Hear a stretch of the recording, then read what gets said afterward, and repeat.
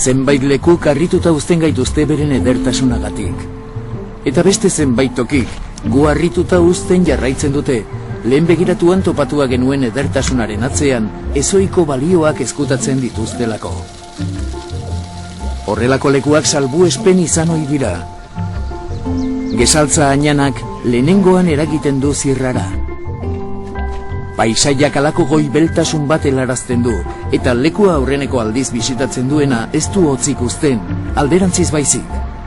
Ona berriro itzultzen denak, paisaia zarantzagoko balio ezin ederragoz gozatzeko aukera du. Inguruak sakon ezagutu ala, balio horiek argitara atereaz joaten dira.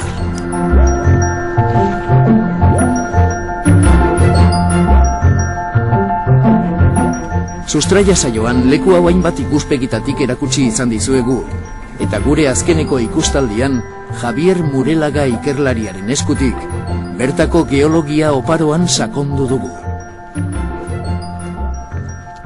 Javier Murelaga, Euskal Herriko Unibertsitateko Estratigrafia eta Paleontologia saileko ikerlaria da, eta geologiaren hainbat adarretako adituekin osatutako talde bat zuzentzen du. Gatzarana fundazioarekin akordio bat egin ostean, geologia ondarearen bitartez bertako kultur eskaintza aberastuko dute oraingoan. Oraindik ezkara gatzaketan sartu ere egin, eta Javierrek jada bere gogo berotasuna kutsatua digu.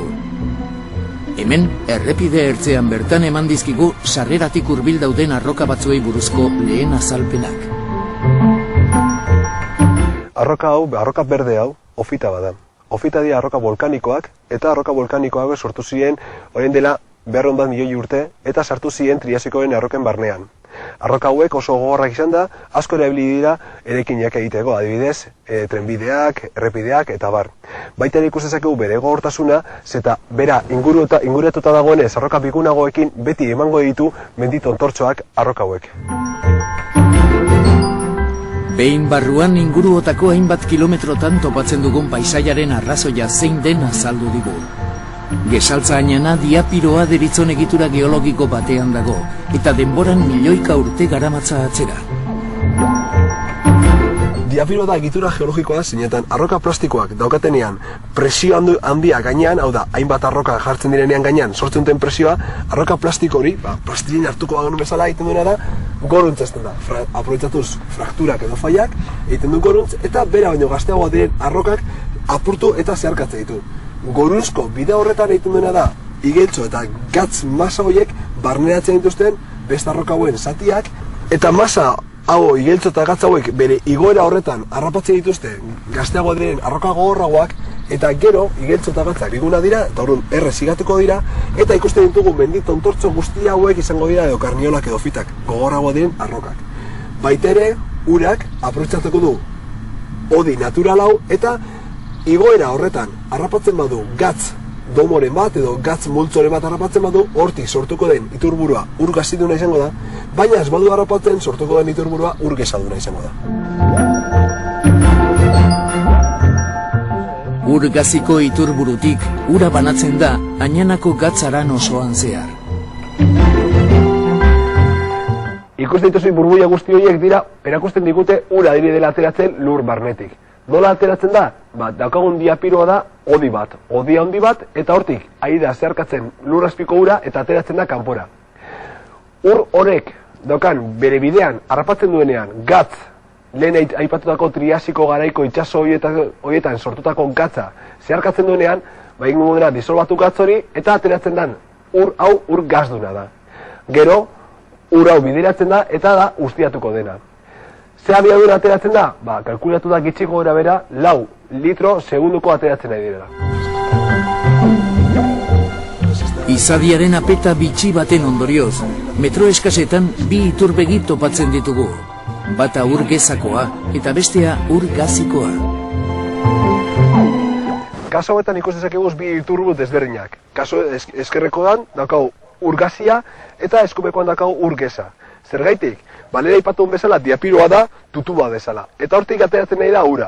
ur horrek zeharkatzen duenean gatza, izango dugu urgazia. Baina beste kasu batzutan ez du gatz bolo horietako bat zeharkatzen, eta orduan izango dugu urgeza.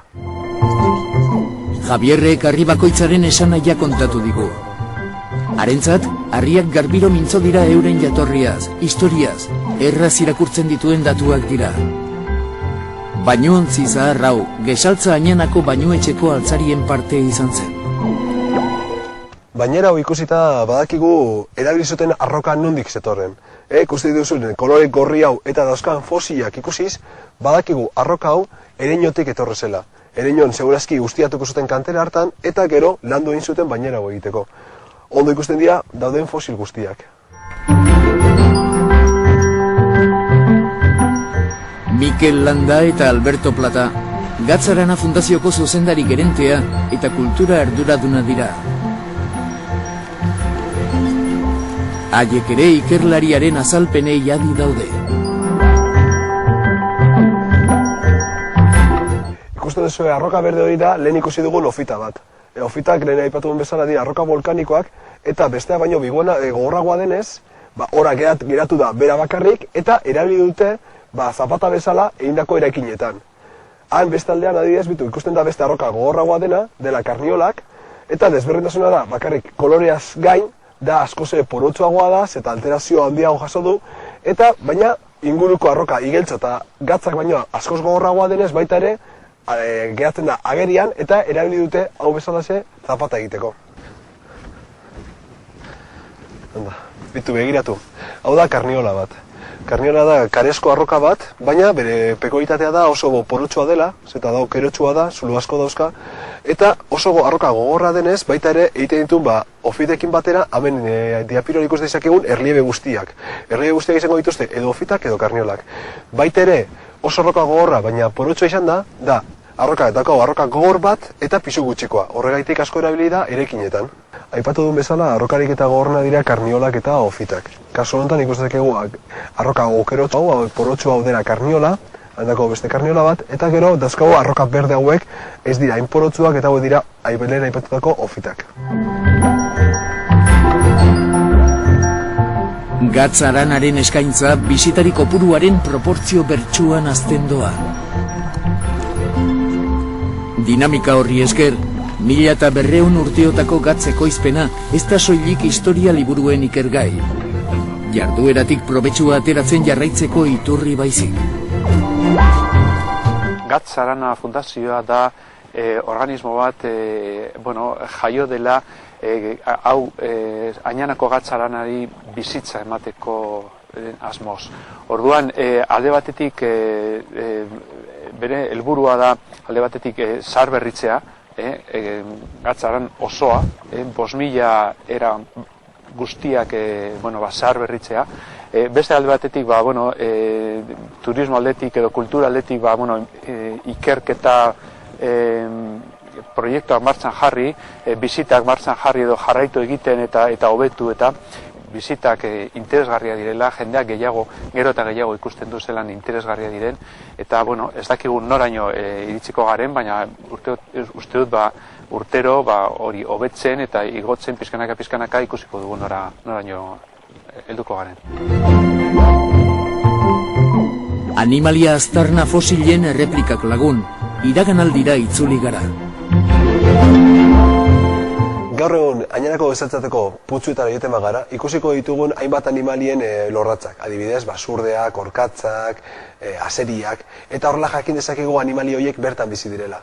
Baina egiten badugu gauza bera, orain dela 20.000 urteko putzu batean, ikusakegu bertan bizi ziren animaliak. Eta hori egin dezakegu fosila honen bidez.